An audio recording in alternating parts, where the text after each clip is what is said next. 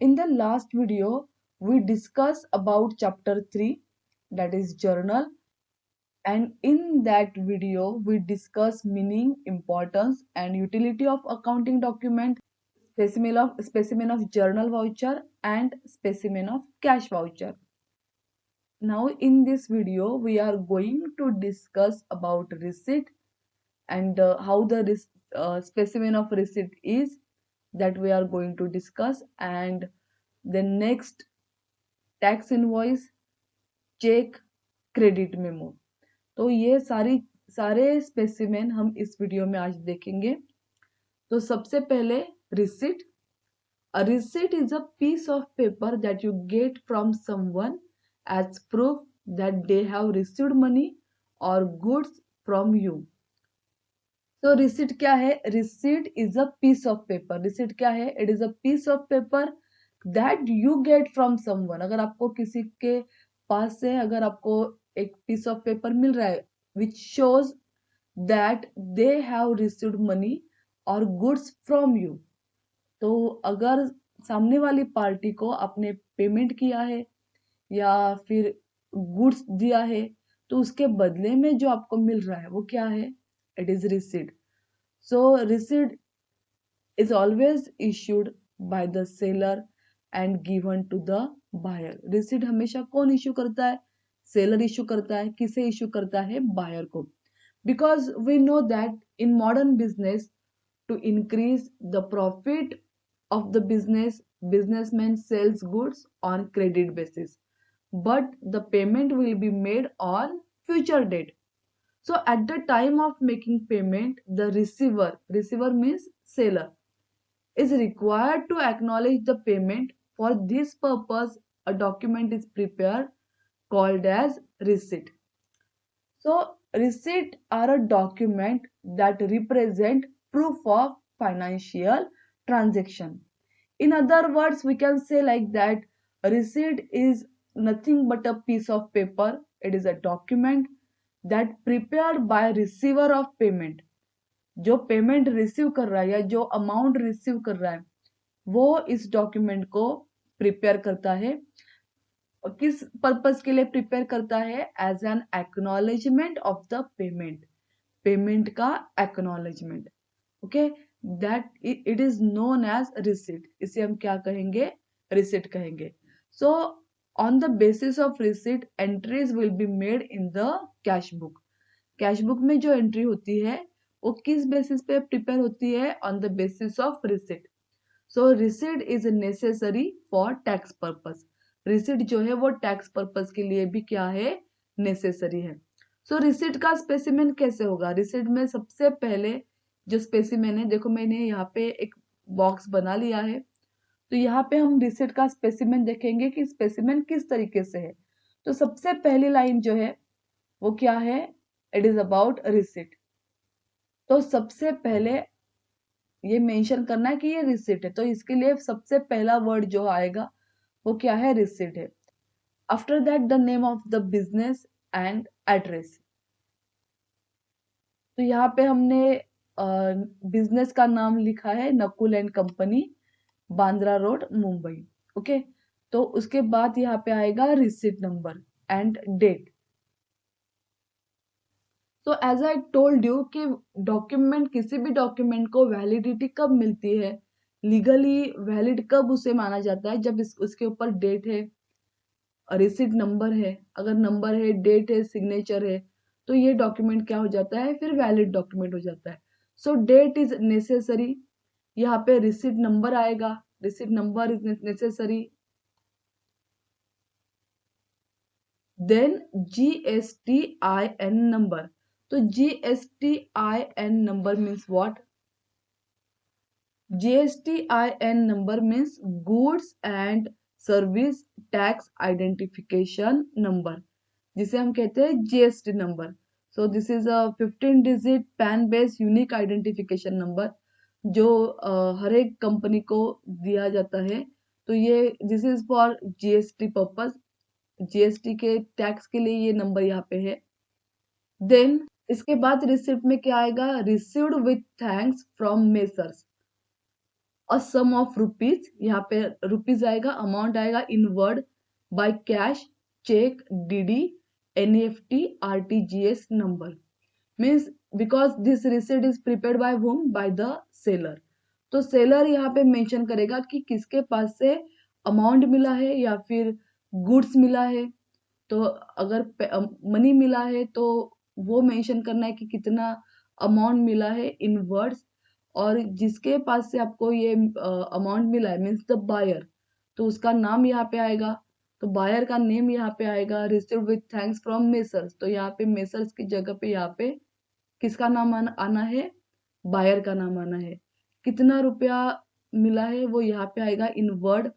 Then by cash, payment किस तरीके से हुआ है, कैश से हुआ है, चेक से हुआ है, डीडी से हुआ है, DD means demand draft, NEFT से पेमेंट हुआ है। एनईएफटी क्या है, NEFT means national electronic fund transfer.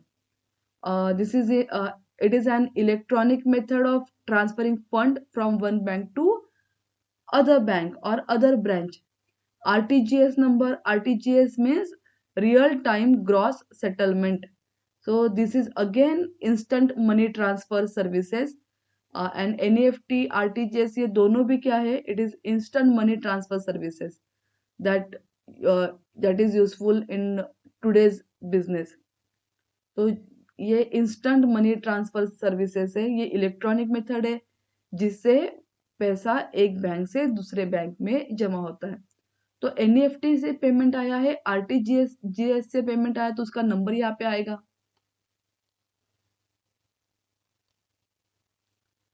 Then dated, तो यहाँ पे डेट मेंशन होगी। सपोज की पेमेंट चेक से हुआ है तो चेक का नंबर यहाँ पे, जिस दिन का चेक है वो डेट यहाँ पे आएगी, या फिर डिमांड ड्राफ्ट से हुआ है तो वो डेट यहाँ पे आएगी, एनईएफटी से हुआ है तो वो डेट यहाँ पे मेंशन होगी, आरटीजीएस से हुआ है तो वो डेट यहाँ पे मेंशन होगी। ड्रॉन ऑन, किसके ऊपर, किसके लिए ये चेक या डीडी या एनईएफटी जिसके लिए प्रिपेयर हुआ है उसका नाम यहाँ पे आएगा drawn on.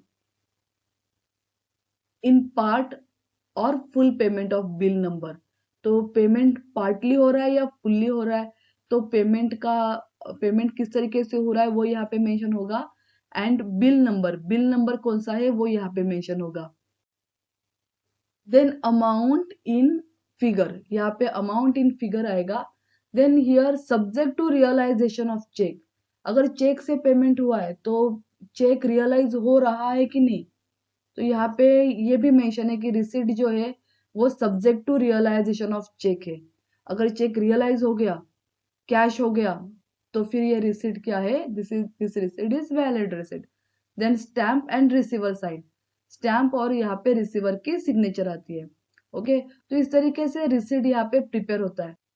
C this is one specimen of receipt, यहाँ पे कंपनी का नाम, देन एड्रेस आता है, देन डेट, यहाँ पे रिसीट मेंशन हुआ है, number, received with thanks from, and towards the sum of rupees, and rupees payment कैसे हुआ है, by cheque, by cash, by DD, उसका नंबर यहाँ पे आएगा, rupees in figure, and then signature. तो ये एक स्पेसिमेन है रिसिट का।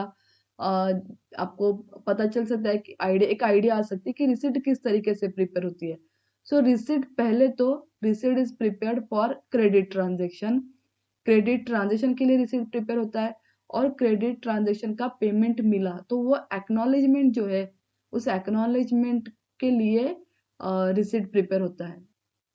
So receipt is a document that represent proof of financial transaction, and this is just for acknowledgement of the payment.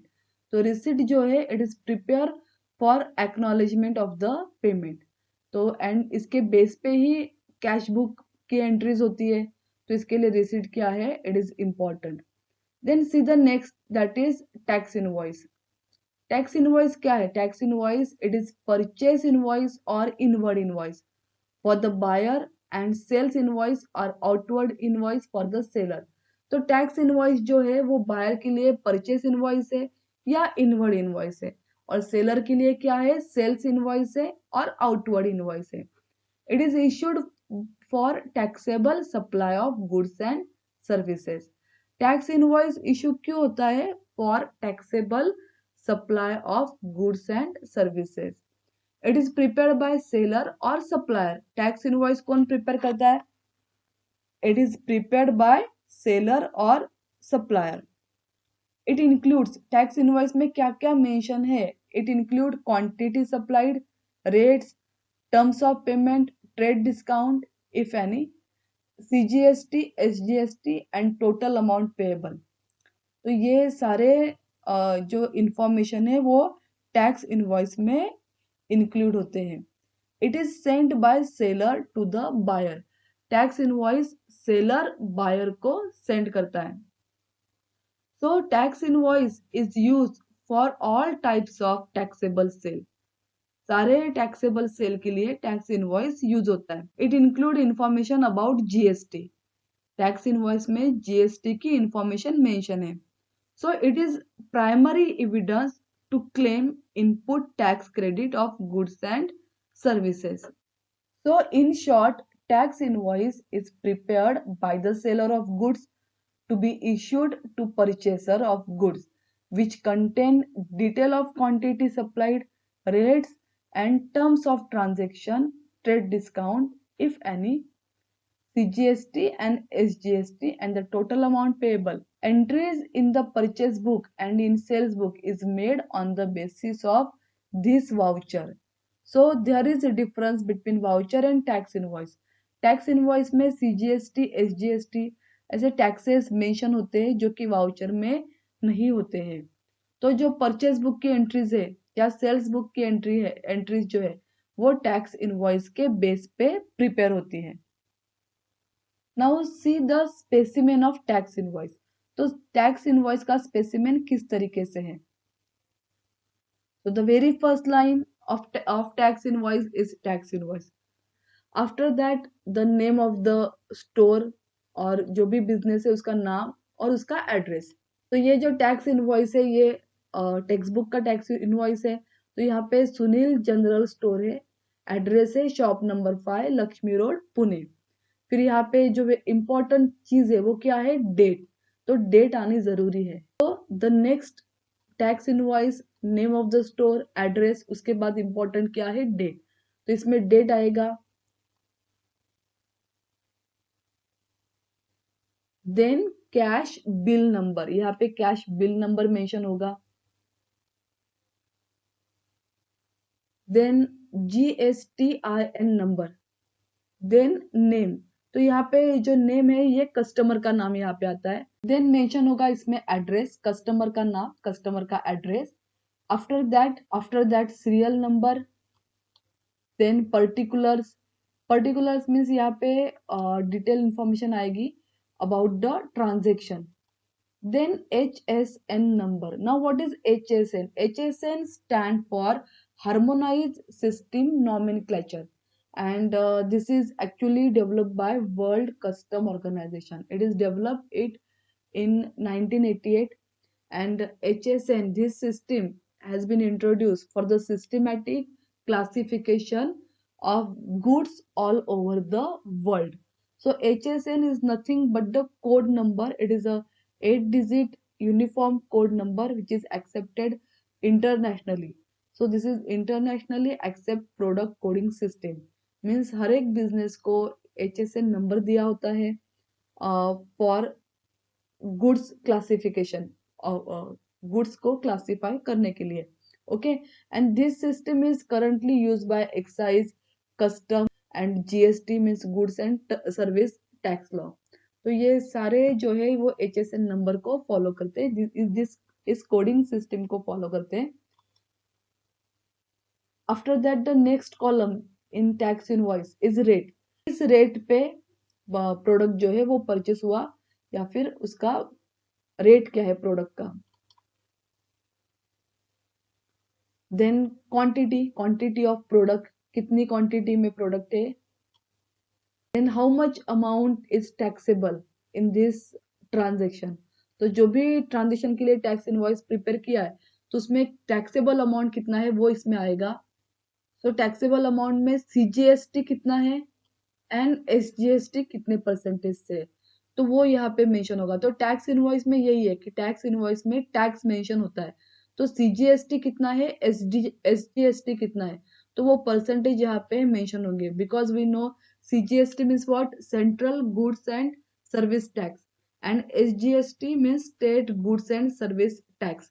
So it is a tax charged by central government by the CGST Act 2017. तो CGST act जो है 2017 का, उस हिसाब से CGST कितना charge हो रहा है, SGST कितना चार्ज हो रहा है, बिकॉज वी नो कि CGST and SGST equally charge होता है. देन टोटल अमाउंट रुपीज, वो यहाँ पे टैक्स इनवॉइस में मेंशन होगा. देन रुपीज इन वर्ड्स, तो वर्ड्स में रुपीज यहाँ पे मेंशन होगा. देन टैक्स इनवॉइस में नीचे जो है वो बैंक डिटेल आता है, बैंक नेम आता है, एंड ब्रांच IFSC कोड आता है यहाँ पे, एंड अकाउंट नंबर आता है. तो बैंक का पूरा डिटेल यहाँ पे मेंशन होता है टैक्स इनवॉइस में. ओके, तो बैंक का detail, bank name, then branch IFSC code, वो भी यहाँ पे मेंशन होता है, एंड अकाउंट नंबर. एंड यहाँ पे E&OE means error and omission excepted. तो ये E&OE भी यहाँ पे टैक्स इनवॉइस में मेंशन होता है.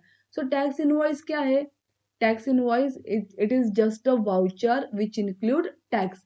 तो ये एक तरीके का वाउचर है जिसमें टैक्स का डिटेल्स भी क्या है, मेंशन है. ओके, तो टैक्स इनवॉइस में क्या क्या मेंशन होता है, quantity supplied, rates, terms of payment, trade discount है तो CGST, SGST, total amount payable, and details about bank. तो इस तरीके से टैक्स इनवॉइस जो है वो प्रिपेयर होता है. See this is one specimen of tax invoice. यहाँ पे एक स्पेसिमेन है टैक्स इनवॉइस का. तो यहाँ पे देखो टैक्स इनवॉइस में यहाँ पे पूरा एड्रेस आ रहा है, name and address of the company. Then यहाँ पे GSTIN है, इनवॉइस नंबर है, डेट ऑफ इनवॉइस है, यहाँ पे डिटेल ऑफ ट्रांजेक्शन, जो भी ट्रांजेक्शन हुआ है, ट्रांसपोर्टेशन का है ये, तो उसका पूरा डिटेल यहाँ पे मेंशन है. डिटेल ऑफ रिसीवर बिल, यहाँ पे पूरा डिटेल ऑफ रिसीवर है. देन डिटेल ऑफ कंसाइनी, जो भी कंसाइनी उसका डिटेल है. यहाँ पे डिस्क्रिप्शन है ऑफ सप्लाई, मतलब कि particular. This is HSN number, quantity, unit, rate, total, then taxable value, total value of invoice, then E&OE, error and omission excepted. तो इस तरीके से ऑथोराइज सिग्नेटरी का साइन यहाँ पे आएगा. तो इस तरीके से यहाँ पे टैक्स इनवॉइस का ये एक स्पेसिमेन है. तो इससे आपको क्लियर होता होगा कि टैक्स इनवॉइस किस तरीके से प्रिपेयर होता है, किस तरीके से टैक्स इनवॉइस होता है. तो यहाँ पे टैक्स इनवॉइस में नीचे सिग्नेचर, जो कि इंपॉर्टेंट है, बिकॉज सिग्नेचर एंड डेट जो है वो वैलिड, डॉक्यूमेंट वैलिड है ये आपको बताता है. Okay, the next term is cheque. So cheque क्या है, while dealing with business transaction, businessmen use different type of checks to make payment. तो जब ट्रांजेक्शन्स होते हैं तो बिजनेसमैन चेक से पेमेंट करता है. तो एट दैट टाइम ही can use different types of cheque. तो and for sending money from one place to another, अगर आपको पैसा भी एक जगह से दूसरी जगह पे सेंड करना है तो आप चेक यूज करते हो. So cheque book facility is given by bank to its account holder who maintain a certain minimum balance. तो जिसका बैंक अकाउंट में एक मिनिमम बैलेंस है उसे बैंक क्या प्रोवाइड करता है, चेक बुक फैसिलिटी प्रोवाइड करता है. एंड चेक बुक हर एक बिजनेसमैन के पास होता है. A cheque is an order. Cheque क्या है, it is an order issued by the account holder to his banker to pay on demand, to pay on demand a stated sum of money to or to the order of specified person or to the bearer. The printed checkbook is issued by the bank to the account holder as per his requirement. So check क्या है, check is a written unconditional order. Cheque जो है वो एक तरीके का order है, return unconditional order है. किसे ऑर्डर कर रहे हैं, टू द बैंक, आप बैंक को ऑर्डर कर रहे हो. एंड चेक जो है it is sine by the account holder. Account holder इसके ऊपर क्या करता है, साइन करता है. साइन क्यों करता है, क्योंकि ये एक ऑर्डर है बैंक को दिया हुआ. कि क्या ऑर्डर क्या है ये, टू पे on demand a certain sum of money only to a person named therein or to the bearer. तो अगर जिस पर्सन का नाम उस चेक में लिखा हुआ है उस पर्सन को उसके डिमांड पे पैसा प्रोवाइड करना, पे करना, ये ऑर्डर देने का काम कौन कर रहा है? अकाउंट होल्डर कर रहा है to the banker, to his banker. तो cheque is a return unconditional order. तो चेक में कितने पार्टीज हो रहे? 3 पार्टीज हो रहे। पहली पार्टी कौन है? The drawer. ड्रॉवर कौन है? The person who draw the cheque is called as drawer, मतलब कि अकाउंट होल्डर, क्योंकि अकाउंट होल्डर ही क्या बनाता है? चेक प्रिपेयर करता है, चेक ड्रॉ करता है। तो ड्रॉवर कौन है? अकाउंट होल्डर है। Then the second party the drawee. Drawee कौन है? The bank on whom the cheque is drawn is called a drawee. तो ड्रॉवी कौन है? बैंक है। ड्रॉवी कौन है? बैंक है, जिसके लिए आपने चेक क्या किया? ड्रॉ किया, या जिसको आप ऑर्डर कर रहे हो, जिसको ड्रॉवर ऑर्डर कर रहा है, तो वो कौन है? ड्रॉवी। ड्रॉवी मतलब यहाँ पे क्या है? बैंक है। The drawee is always the bank. Drawee always कौन होती है? बैंक होती है। The payee. The payee means the person in whose favour a cheque is issued is called as a payee. तो जिसके फेवर में चेक इश्यू हुआ है उसे आप क्या कहोगे? पेई कहोगे, मतलब कि जिसका नाम चेक में मेंशन है फॉर द पेमेंट, तो उसे हम क्या कहते हैं? पे कहते हैं। तो चेक में कितने पार्टीज हो गए? 3 पार्टीज हो गए, drawer, drawee and payee. Now cheque में क्या क्या कंटेंट होता है? सबसे पहले name of the bank and address of the branch, bank का नाम और उसका address. Date of issuing cheque which is very important, date, जिस डेट पे आपने चेक इशू किया है। Name of the payee. Payee means what? The person in whose favor a check is drawn. जिसके लिए चेक लिखा है, जिसके लिए चेक इश्यूड हुआ है, उसका नाम, मतलब नेम ऑफ पेई। Amount in words and figure. Amount word में अभी आएगा चेक में और फिगर में भी आएगा। Name and signature of account holder. Account holder का नाम और उसका sign, because without that cheque जो है वो बैंक में कैश नहीं होगा। देन चेक नंबर इसके ऊपर होता है, MICR नंबर होता है, IFSC कोड होता है, अकाउंट नंबर होता है। तो cheque number, MICR number, IFSC code and account number already cheque के ऊपर मेंशन होता है। ये जो डिटेल्स है, name of the bank and address भी मेंशन होता है। तो आपको डेट, पेई का नाम, अमाउंट वर्ड और फिगर में, और अकाउंट होल्डर की साइन, ये करनी पड़ती है अकाउंट होल्डर को। Then types of cheque. Cheque के कितने टाइप्स है? बियरर चेक है, ऑर्डर चेक है, क्रॉस चेक है। तो पहले देखेंगे बियरर चेक। बियरर चेक क्या है? Any person who can get the payment of cheque at the counter of the bank is called as bearer cheque. मतलब कि आपने चेक काउंटर पे दे दिया और आपको उसका चेक का पेमेंट मिल गया। लाइक विड्रॉवल स्लिप, जो लूज स्लिप होती है, उसके ऊपर आपने पैसा लिखा तो आपको उस लूज स्लिप से, विड्रॉवल स्लिप से पैसा मिल जाता है। उस तरीके से बियरर चेक से पैसा डायरेक्टली मिल जाता है, तो इसमें कुछ करने की जरूरत नहीं है। If you have cheque with you, you will get the money. Any person who hold the check is physically present at the counter and sign the same in front of the banker can get the amount of check. कोई भी person जिसके पास check है और वो physically वहां पे present है bank में, तो वो अपना साइन करके, काउंटर साइन करके चेक का पेमेंट ले सकता है। So this is the specimen of bearer cheque. देखो चेक में क्या क्या मेंशन है। यहाँ पे डेट है, पे मतलब यहाँ पे नाम आएगा पेई का, नेम ऑफ द पेई यहाँ पे आएगा, और बेयरर रुपीज, रुपीज यहाँ पे मेंशन होगा। अकाउंट नंबर आएगा अकाउंट होल्डर का, रुपीज इन फिगर, यहाँ पे रुपीज इन वर्ड, यहाँ पे rupees in figure. Then bank का नाम, उसका address, IFSC code, MICR number, cheque number, ये सारे सारे डिटेल यहाँ पे मेंशन है। IFSC number, then MICR number, cheque number, signature of the account holder. तो ये पूरा का पूरा स्पेसिमेन बेयरर चेक का है। इस तरीके से चेक होता है, इसमें आपको कुछ नहीं करना है। बेयरर चेक में अगर आपने नाम डाल दिया पे का, रुपीज डाल दिया, साइन कर लिया, अकाउंट नंबर डाल दिया, रुपीज वर्ड में डाल दिया, तो पे को डायरेक्टली बैंक से पैसे मिल जाते हैं। Then next is order check. Order check means what? When check is drawn payable to a specific person, अगर आपने चेक ड्रॉन किया है एक स्पेसिफिक पर्सन के लिए, और order is called as an order cheque. Means bearer cheque में क्या है कि जो भी फिजिकली प्रेजेंट है उस चेक के साथ उसको उस चेक का पैसा मिल सकता है। बट ऑर्डर चेक में क्या होता है, जिस पर्सन का स्पेसिफिकली नाम मेंशन है चेक चेक पे, उसे ही पेमेंट मिलेगा। So when a cheque is drawn payable to a specific person और order is called as an order check.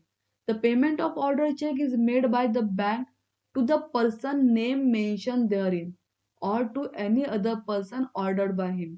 तो जिसका नाम यहाँ पे मेंशन है उसको ही बैंक पेमेंट करती है in case of order cheque. So when the word bearer is struck of it becomes an order check। तो आपने इस पे bearer को कट कर दिया तो ये क्या बन गया, it is an order cheque, order cheque बन गया ये। तो चेक में ये सारी इंफॉर्मेशन होनी जरूरी है। Then next is cross cheque. Cross cheque means what, for the safe interest of the account holder and drawing two parallel transverse line on the face of the cheque is called as a cross cheque. तो cheque के ऊपर इस तरीके से आपने दो line खींच दी cross में, तो ये क्या हो गया, ये क्रॉस चेक हो गया। क्रॉस चेक क्यों करते हैं, for safety purpose. Cross check has to be deposited into the bank account and payment is made only through the bank। तो क्रॉस चेक में पहले आपको चेक डिपॉजिट करना पड़ता है बैंक में, फिर आपको उसका पेमेंट मिलेगा। The effect of this cheque is that payment of cheque is received by the right person. तो अगर चेक क्रॉस किया हुआ है तो जिस पर्सन को अमाउंट मिलना चाहिए उसे ही मिलेगा, राइट पर्सन को पेमेंट मिलता है। Then cross account payee cheque. Cross account payee cheque is similar to the cross cheque. Cross account payee cheque cross cheque की जैसे ही होता है। In this type of cheque specific person और organisation deposited cheque into the bank and the amount is credited to his specific account only. When two parallel lines across the check are drawn with the word account pay, only it is called as cross account pay check। तो अगर आपने दो parallel line खींचे और यहाँ पे mention किया है अकाउंट पे, तो ये जो चेक का पेमेंट है ये उस पर्सन के अकाउंट में ही जमा होगा और then you can withdraw that amount. फिर आप उस अमाउंट को क्या कर सकते हो, विड्रॉ कर सकते हो। तो अकाउंट पे ही है तो डायरेक्टली पैसा कहाँ जमा होता है, अकाउंट में जमा होता है। Now one more term is there that is credit memo. Credit memo क्या है, credit memo is also known as invoice और बिल। क्रेडिट मेमो भी एक तरीके का बिल है। When goods are purchase on credit basis, जब गुड्स क्रेडिट बेसिस पे परचेस हुए हैं, a seller prepare the credit memo. तो क्रेडिट मेमो कौन प्रिपेयर कर रहा है, सेलर प्रिपेयर कर रहा है, and send it to the customer along with the article. और ये क्रेडिट मेमो कस्टमर को सेलर दे देता है उस आर्टिकल के साथ या फिर गुड्स के साथ। When same memo is issued to the buyer, it is called inward invoice and the same is treated as outward invoice by the seller। So credit memo is a statement given by the seller to the customer providing the detail of goods sold for which certain amount becomes due from the customer। तो credit memo क्या है, it is a statement given by the seller. Seller ने दिया हुआ एक statement, किस बात का statement, providing the detail of goods sold, कि गुड्स कितने गुड्स सोल्ड हुए उसका पूरा डिटेल उसमें होता है, with the certain amount becomes due, कितना अमाउंट उसके ऊपर मिलना है, कितना पैसा उसका बाकी है, तो कितना पेमेंट ड्यू है वो क्रेडिट मेमो में मेंशन होता है from the customer. So in the purchase book and sales book entries are made on the basis of this invoice. Credit memo के बेस पे purchase book and sales book पे entry में होती है। See this is one example of credit memo. ये एक example है credit memo का कि क्रेडिट मेमो किस तरीके से होता है, किस तरीके से प्रिपेयर होता है। This is again one example of credit memo कि क्रेडिट मेमो किस तरीके से प्रिपेयर होता है, उसके ऊपर quantity, description, unit, everything, total amount, अगर टैक्स है तो वो टैक्स, तो ये सारा इसमें मेंशन होता है क्रेडिट मेमो में। अभी ये 2010 का है एंड सीजीएसटी एसजीएसटी 2017 में 17 से स्टार्ट हुआ था, तो 2017 से अगर क्रेडिट मेमो अगर होगा तो उसमें सीजीएसटी एसजीएसटी भी मेंशन होगा। यहाँ पे मेंशन नहीं है पर क्रेडिट मेमो इस तरीके से प्रिपेयर होता है। आई होप कि आपको ये सारे स्पेसिमेन जो है वो क्लियर हुए होंगे, समझे होंगे। तो घर पे इस सारे स्पेसिमेन को आप क्या करो, ड्रॉ करो।